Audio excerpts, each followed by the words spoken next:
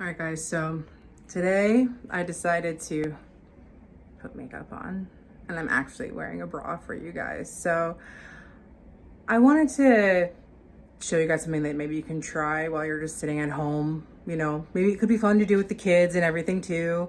So today I'm going to teach you guys how to do a photo transfer. So the reason for doing a photo transfer is essentially almost like when you're doing a tattoo, right? You put the stencil on first. So I could have projected my image and done it that way, or I could have done a carbon copy, or I could have just drawn straight on my canvas. But in this situation, I have been spending literally months prepping this canvas to get it to the way that it is. So the way I see it is this is the most error-proof way to get my stencil or like my like skeleton of my artwork on my actual canvas. So this is going to be the process of how I do that. This is the canvas that I'm starting with.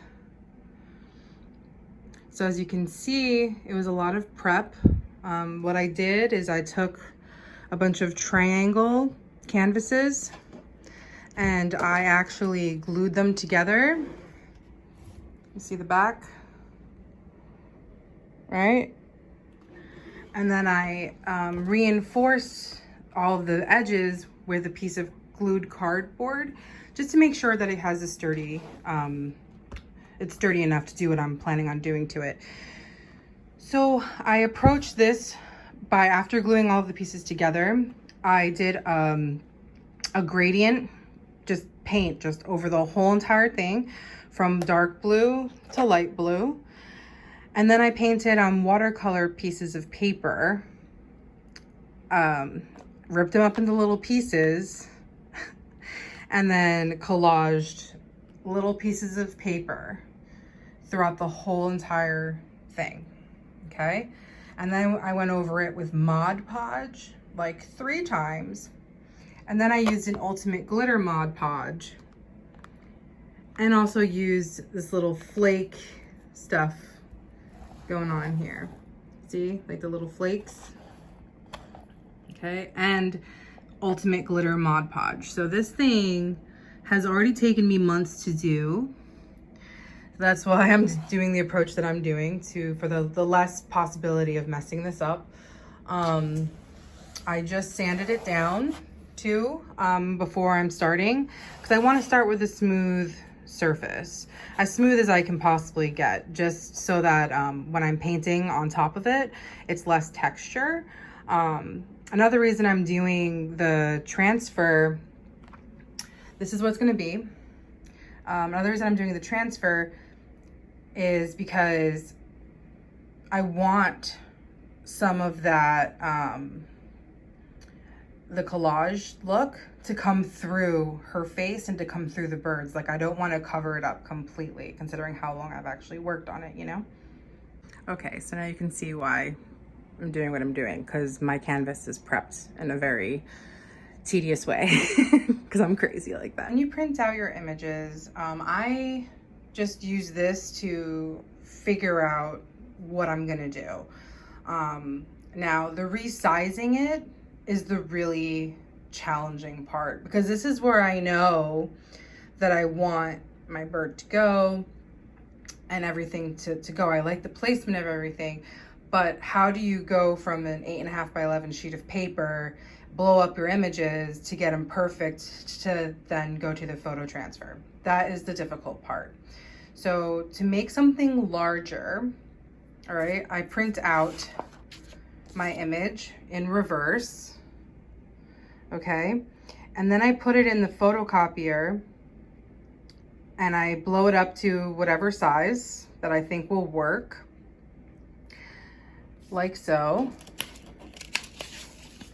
So you see I have all these different pages. And essentially what I do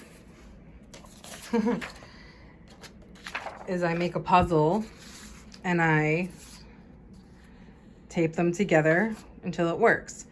This was at 160%. This I deemed was too small. And just like a cooking show, I already prepped everything. So here is my main image. Okay, so I glued it all together. I didn't need everything because, like I said, this is just like a skeleton. This is just for me to get the lines down on the canvas so that then I can just dive into it. All right. I also printed out these other birds. Now, again, they're flipped because when I do the photo transfer, they're going to be like this so that they're the right way that I want them to be. All right. And then this one took me a little bit because I wanted it really huge. All right. And that's going to go there. All right. So I will show you the next step. So I decided to go with 180% to get the face that huge on my canvas. And then the flying bird, this guy right here, I did him at 130% to make him that big. So it's definitely a process, and sorry my video skills suck. I mean, I'm literally kind of started doing this for like the first time to show you guys how I'm doing it, my process. All right, so I'm gonna set this up on a tripod so you guys can actually watch me apply this. So here we have it. There's a couple mediums you can use for doing a photo transfer. One is called matte medium. It's not shiny.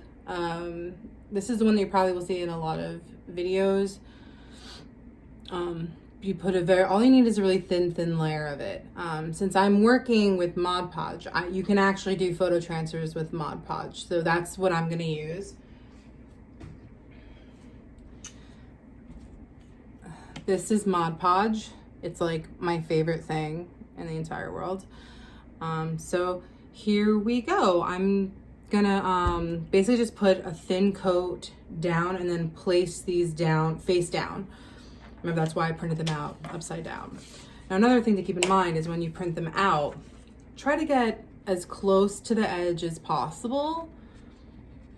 You don't want to go right up to the line. I've done that before, and then when you clear it off, it like the lines don't stay. So this is the method that I've figured out works the best. So, all right, here we go.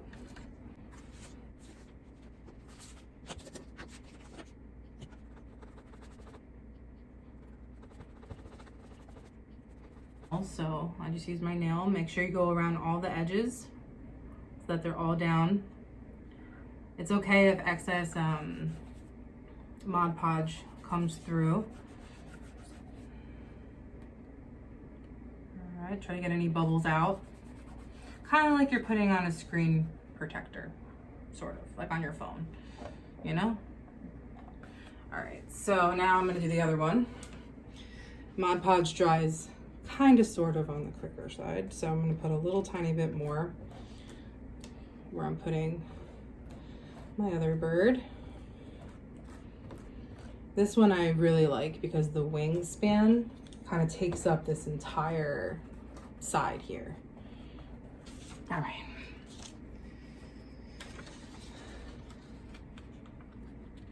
So I like this dude, like right about here. Yes. Perfect.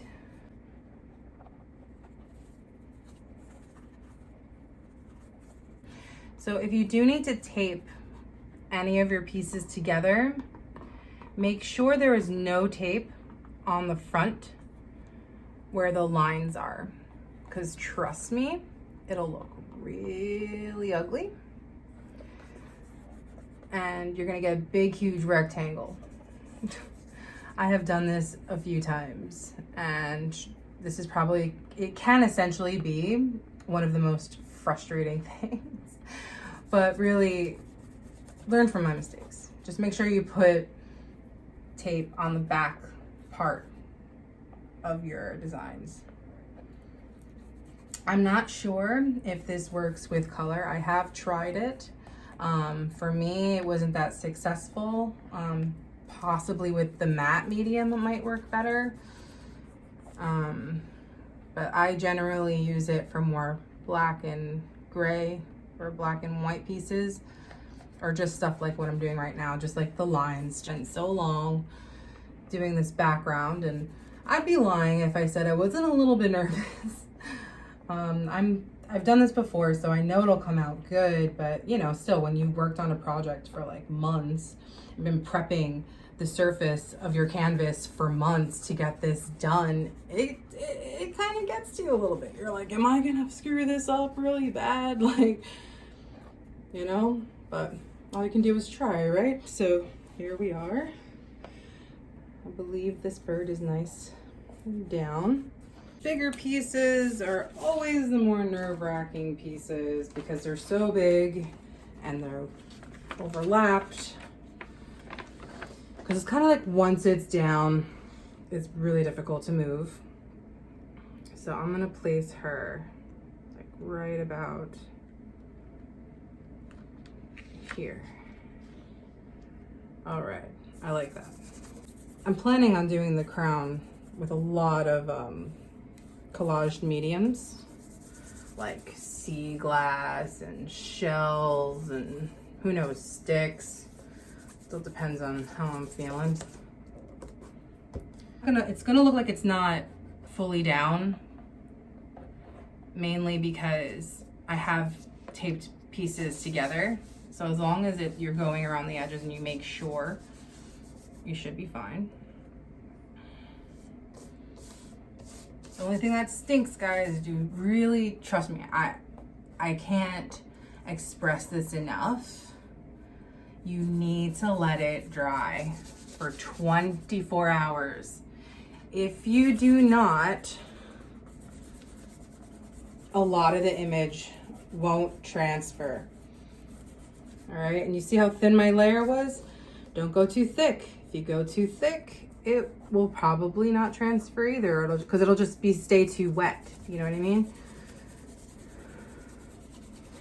It's one of those things I've just learned. Less is more, and be patient. Oh my goodness, I can't even tell you how many times I wasn't patient and I like ruined things. I actually have an example of what not being patient does. So when you're not patient, you get very spotty pieces like this. Now, this is on a very matte surface.